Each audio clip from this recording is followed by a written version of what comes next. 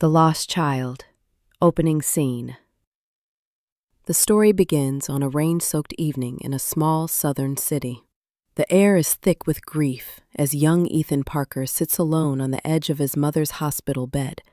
The beeping of machines fades away, replaced by the sound of his mother's voice, soft, warm, but growing weaker. She clasps his trembling hand, whispering last words of comfort, love, and hope for him to be strong in her absence.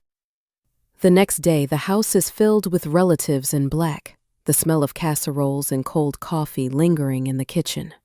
Ethan, only 12, is surrounded by adults speaking in hushed tones, glancing at him with pity as he wanders through the maze of mourners.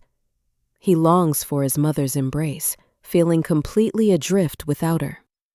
Introduction of the Stepfather. John, his stepfather, stands in a corner of the living room, a broad-shouldered man with a stubbled jaw and eyes that never quite meet Ethan's. From the very start, Ethan senses an invisible wall.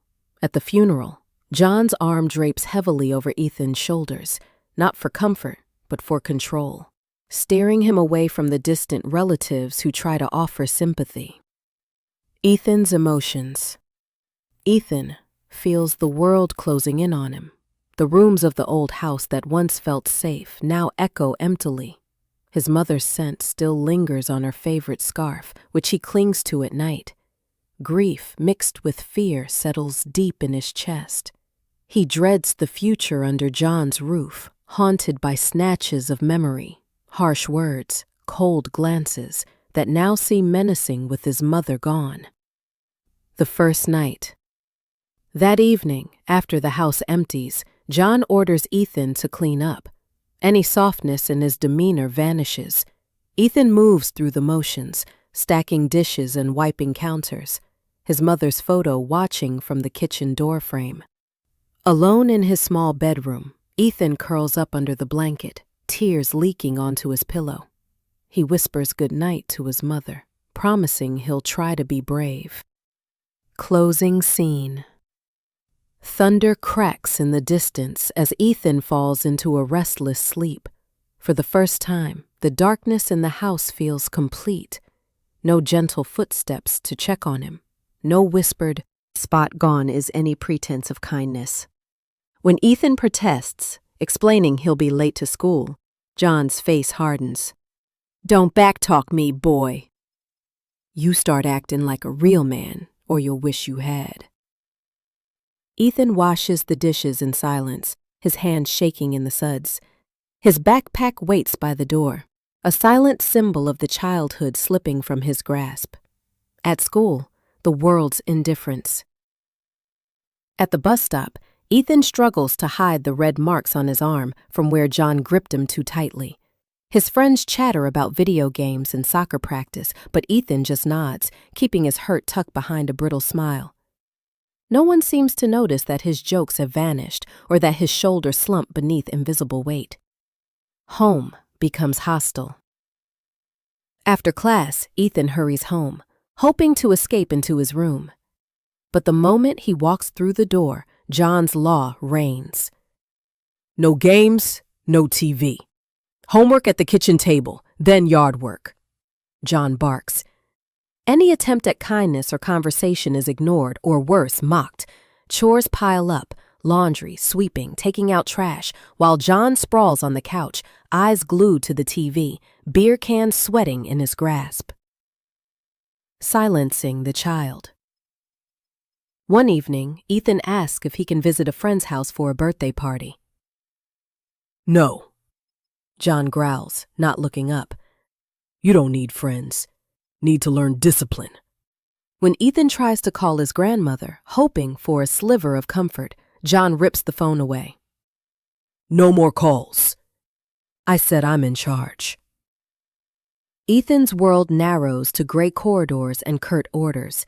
Even the family photos begin to disappear from the walls, replaced with John's hunting trophies and beer signs. A new kind of loneliness. That night, Ethan stares at the dark ceiling, listening for footsteps that never come. The sense of safety, once so certain, dissolves into creeping dread. A tear rolls down his cheek as he whispers into the silence, not daring to let John hear, but clinging to his mother's memory. "I miss you. What do I do now?" And slowly, almost imperceptibly, his fear begins to turn into something else, something colder and sharper, forged in the darkness by the pain of the dollars. All issued to John shortly after his mother's funeral. Life insurance. For a stunned moment, Ethan wonders what could have been, how that money might have secured music lessons, a college fund, or even the new shoes he'd been too scared to ask for. Instead, as he rifles through, he finds receipts, flat-screen TVs, bottles of whiskey, hunting equipment, and endless gambling slips. The reality strikes him like a cold slap. The money meant for his well-being has been squandered for John's pleasures. The accusation. Anger gives Ethan the boldness to confront John that evening. He waits until the house is heavy with quiet, only the TV crackling from the living room. He enters, clutching the stack of papers. "What's this for?" Ethan asks, voice shaky but determined. John's head snaps up. His face darkens as he recognizes the insurance documents.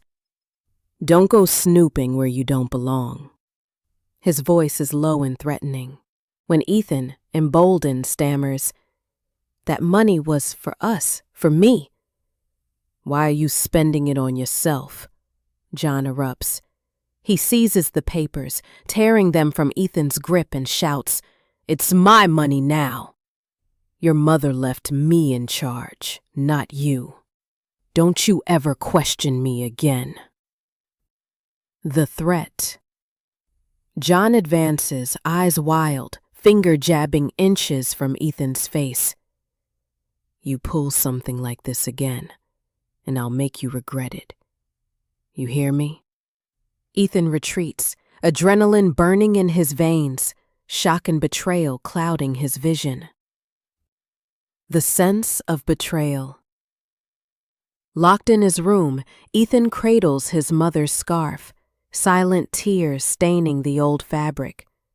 It's not just grief now, but righteous fury and a gnawing sense of injustice. He presses his face into the pillow.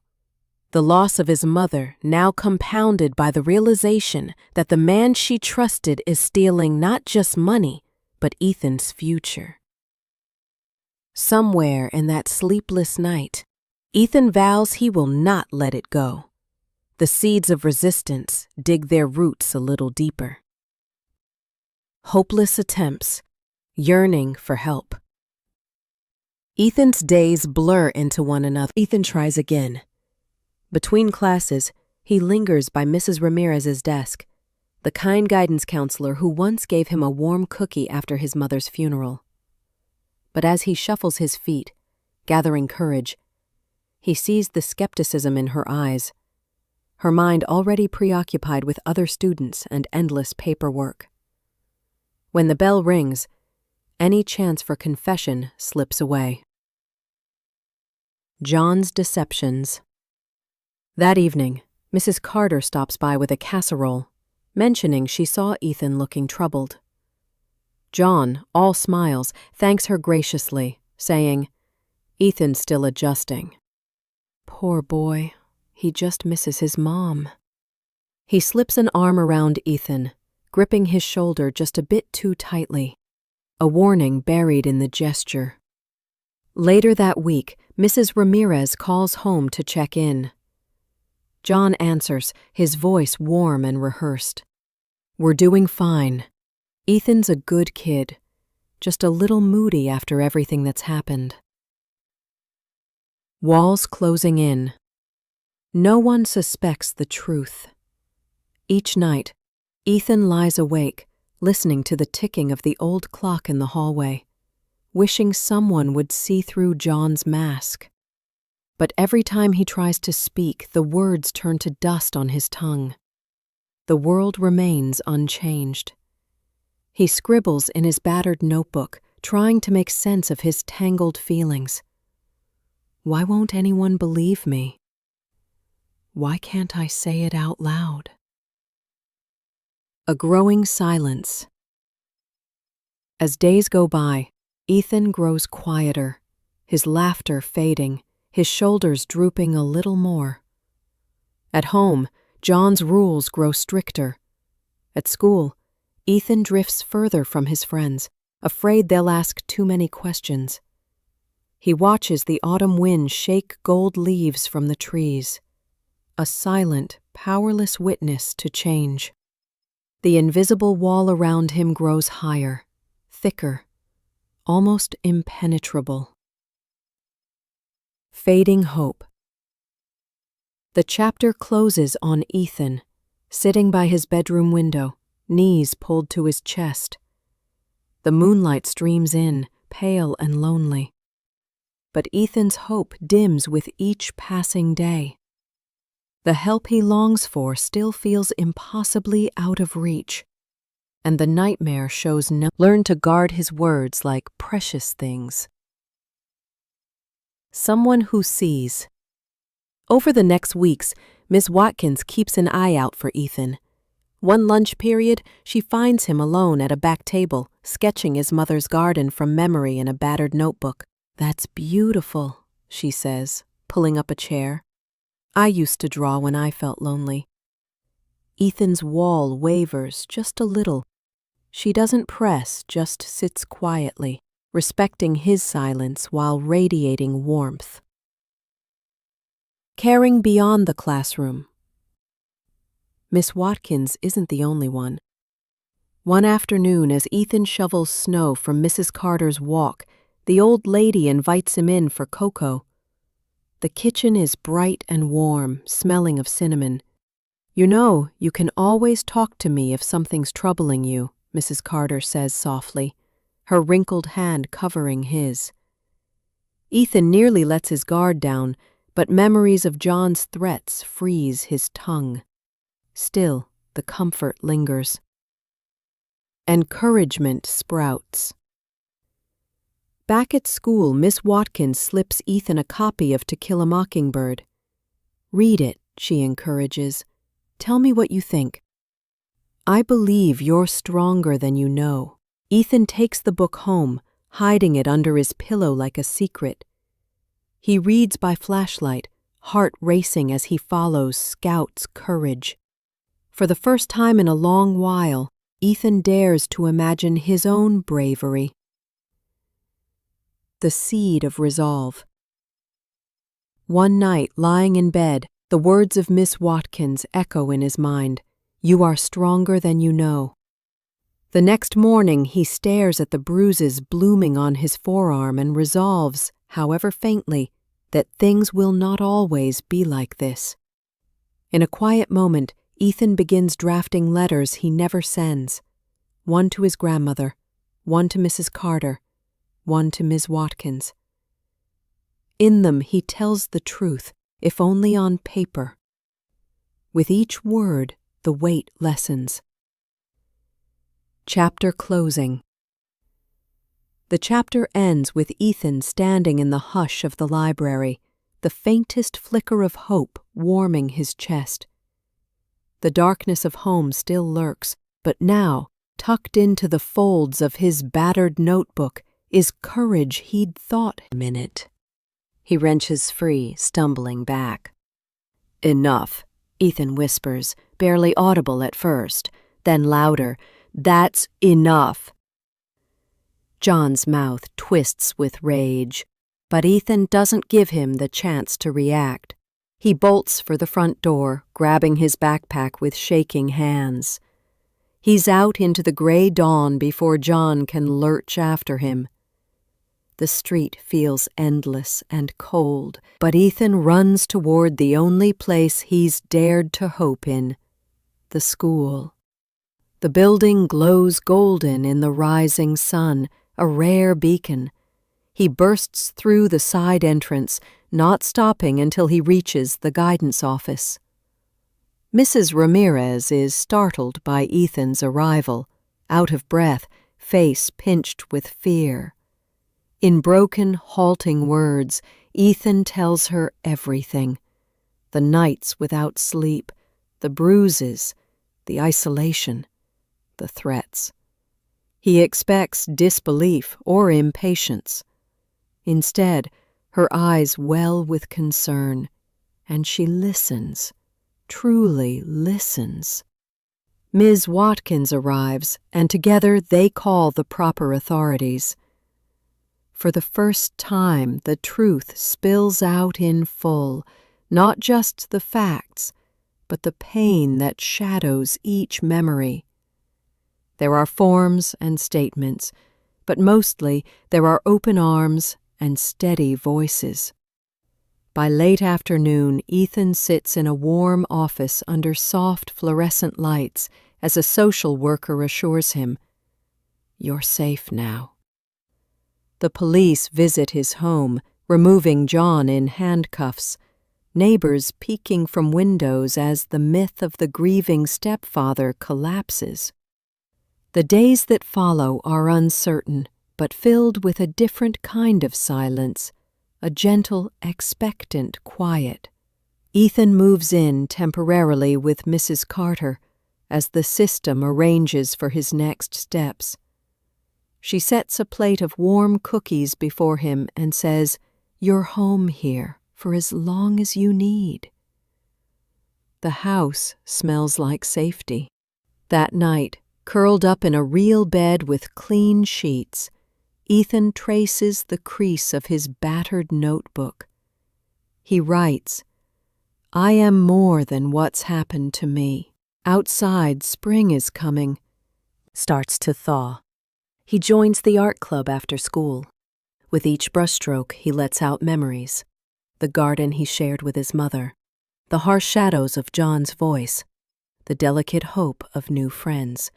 His paintings are bold and honest, capturing the hurt and the healing, both. Facing the past. One afternoon, the social worker visits. "You'll need to give a statement," she says.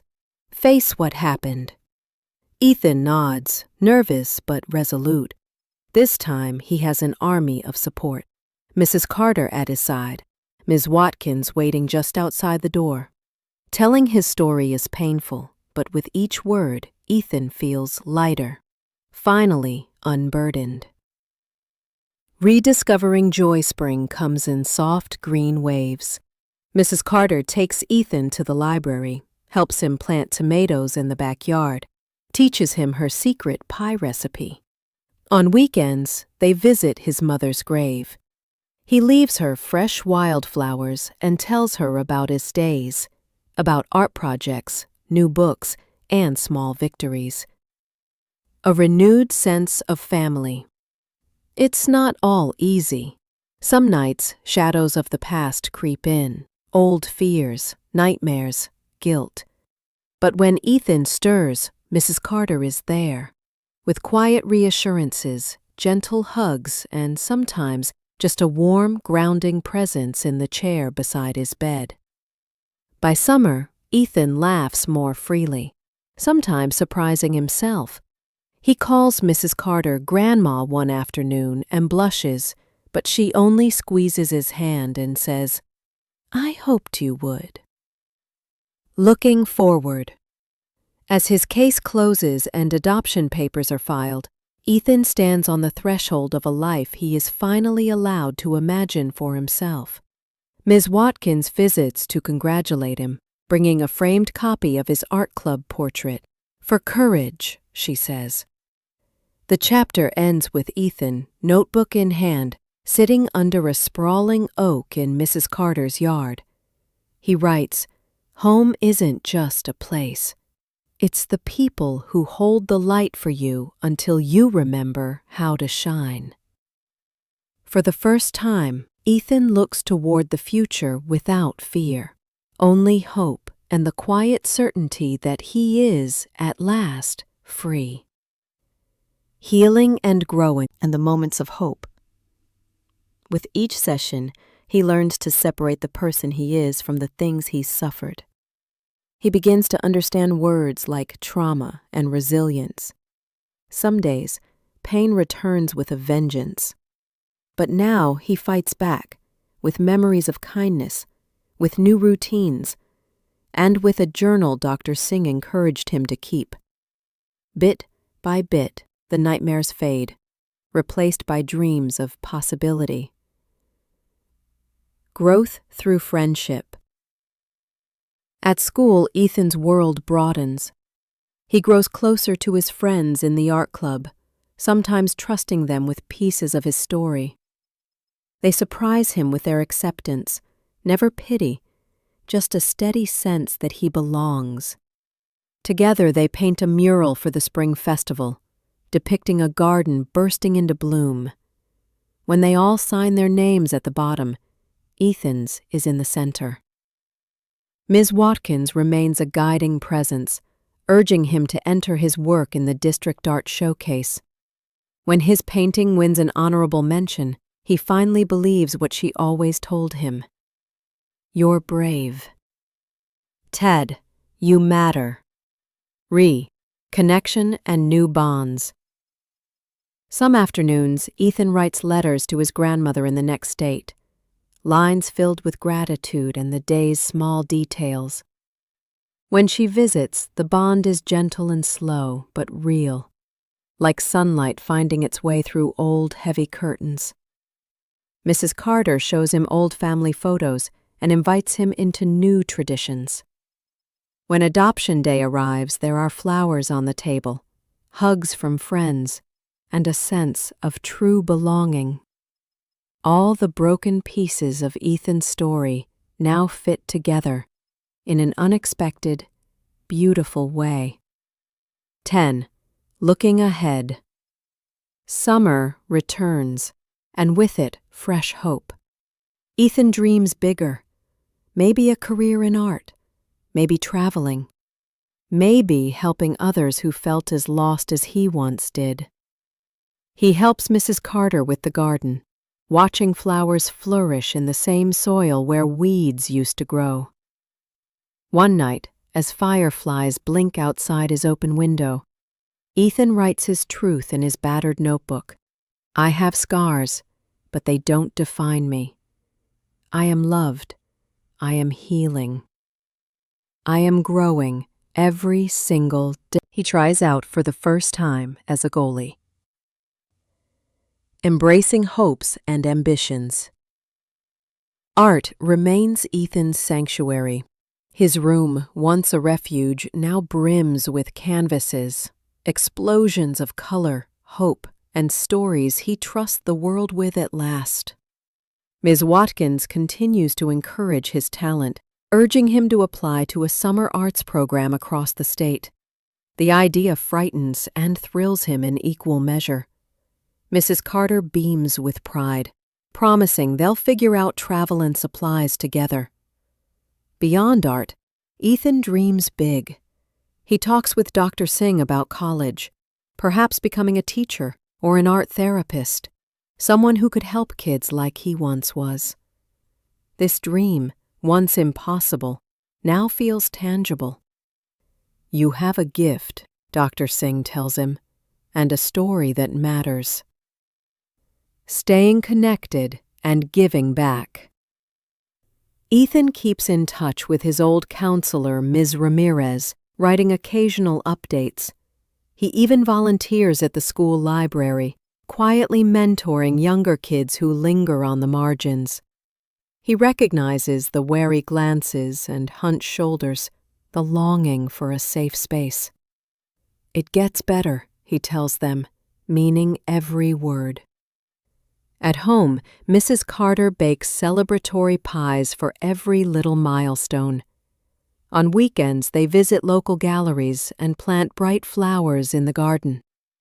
Sometimes Ethan and his grandmother spend hours on the phone, planning for her next visit and dreaming together of the future. Embracing the unknown. One golden afternoon, Ethan sits beneath the old oak tree, sketchbook open on his lap. The sky is wide, the grass cool and soft. He sketches a door, half open, sunlight streaming through, and writes beneath it, The future is unwritten, but I'm not afraid of it anymore. Newfound confidence. He breathes deeply, holds his head up, and imagines what tomorrow might bring. New friends, new places, new challenges. Healing, he realizes, isn't a finish line, it's a path. Sometimes winding, sometimes steep, but now lined with hope and possibility, and always, always worth traveling. Is steady as he addresses the crowd gathered for his very first art show. My name is Ethan Carter, he begins, claiming the last name, the family he chose, and that chose him. When I was young, kindness saved my life. People believed in me when I couldn't believe in myself. This show is about them, and about how even in darkness, light breaks through. He catches Mrs. Carter's eyes in the audience, watery with pride. Ms. Watkins and Dr. Singh are there too, surrounded by the old art club, former teachers, and new friends. His grandmother beams from the front row, her hands clasped in her lap. The night is filled with gentle congratulations and shy admiration for all the color and hope that burst from his canvases. For every painting, Ethan offers a story, not just of pain overcome, but of the small moments. A pie cooling on a counter, a garden planted with love, a voice in the dark that called him back to himself. After the last guest leaves, a young teen lingers behind. The boy's eyes are shadowed by something Ethan recognizes, a loneliness, a longing for safety. He kneels to the boy's level, offering a gentle smile. It gets better, Ethan says, the same words he once heard. You're stronger than you think, and you don't have to go through it alone. He gives the boy a postcard-sized print, a vibrant rendering of sunlight-piercing clouds. For hope, he says. Later that night, Ethan walks the quiet streets home, the cool night brushing his cheeks. He finds Mrs. Carter waiting on the porch, 2 mugs of cocoa in hand. They sit together in easy silence, surrounded by the sound of summer crickets, the scent of late-blooming roses. Ethan glances up at the stars, clear, brilliant, infinite. He knows there will still be hard days, but the courage he found and the kindness that carried him are eternal things, shaping not only his story, but others as well. Before bed, Ethan opens his old notebook, its pages wrinkled and worn, every margin crowded with hopes and fears. He writes, I learned that courage doesn't mean never being afraid. It means again, even when it seems impossible. On courage. Ethan's journey is not just about surviving. It's about daring to believe, against all odds, that change is possible. It's about the courage it takes to tell your truth, to trust that someone will listen, and to accept help even when your heart still aches with doubt. Courage, in this story, is the quiet determination to keep moving forward, one small step at a time, even when hope feels far away. Every moment Ethan reached out, whether to a teacher, to Mrs. Carter, or to his friends, his world grew bigger, more forgiving, and brighter. His is a reminder that you don't have to be fearless to be brave. You just have to keep going. On kindness. Behind, Ethan were always hands ready to steady him, a gentle teacher, a caring social worker, a grandmother's loving patience. Their kindness was never flashy or loud, but it was persistent. A plate of warm cookies, a place at the table, an invitation to speak or to be silent. These small gestures created cracks in the darkness where healing could begin. The story invites each of us to consider, what kindness can we offer today? Sometimes it's as simple as listening without judgment, or being the first to reach out when someone seems alone. For readers, a call to hope. If you too are making your way through shadows, this book is a hand in the dark. It is proof that beginnings can emerge from endings, and that wounds, while never forgotten, can teach us to love more deeply, to see more clearly, and to live without apology. If you are the friend, teacher, or family member desperate to help someone you care about, believe that your presence matters. Even your quietest acts of compassion can shape a future you may never see. Closing reflection. Ethan found a new family, but he didn't lose the memory of his old one. He grew, but he never forgot the scarred places inside him. What changed his story, and what might change ours, was the willingness to let kindness in, to risk hope. Scars are aching, even when the world is noisy and hard, even when you don't quite believe it yourself. If there's a Mrs. Carter, or a Ms. Watkins, or a Dr. Singh in your life, hold tight to their kindness. Let them in, even when it's terrifying. If you haven't found them yet, keep looking. Sometimes family is something you build, one gentle step at a time. I used to think healing would mean forgetting the hurt and erasing the past. Now I know healing is carrying those memories with less pain, and using what I've learned to help others find their own way. That's why I'm writing this letter. For you. And maybe for what the world might look like if we all chose to notice each other's quiet battles. Don't give up on yourself. Even when you stumble, even when your hands shake and your voice breaks, you're doing better than you think. One day, you'll glance back and realize you have come so much farther than you ever imagined. And if you haven't heard these words in a while, let me say them now. I am glad you're here. The world needs you. There is space for you, just as you are. With hope, Ethan.